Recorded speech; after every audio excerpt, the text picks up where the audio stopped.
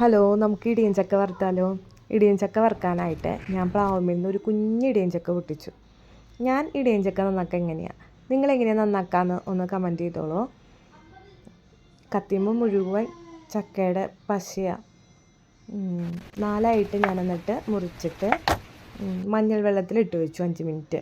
കായൊക്കെ ഇട്ട് വയ്ക്കണ പോലെ തന്നെ ഞാൻ ഇടിയൻചക്ക ഇട്ട് വെച്ചതിന് ശേഷം ഗ്യാസ് ഓണാക്കി ചീഞ്ചട്ടി വെച്ച് വെളിച്ചെണ്ണ ഒഴിച്ച് വെളിച്ചെണ്ണ കായുമ്പോൾ ഞാൻ നേരിട്ടിട്ടാണ് അരിഞ്ഞിടുക. കായായാലും എന്ന് വെച്ചാൽ അല്ലെങ്കിൽ അരിഞ്ഞ് വെച്ച് കഴിഞ്ഞാൽ നമുക്ക് ഒട്ടി പിടിക്കും.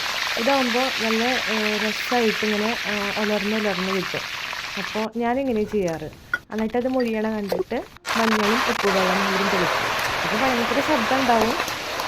ആ ശബ്ദം കഴിയണോടുകൂടി അത് നമുക്ക് വറുത്ത് കോരിയെടുക്കാം. അതിനുശേഷം അതിലേക്ക് വേപ്പിൻ്റെ ഇലയും കുറച്ച് പച്ചമുളകും കൂടി വറുത്ത് കോരിയിട്ട് ഭയങ്കര ക്രിസ്പിയാണ്. എല്ലാവരും ചെയ്ത് നോക്കിയോളൂ. ചോറ് കൂട്ടി കഴിക്കാൻ നല്ല ടേസ്റ്റാണ്.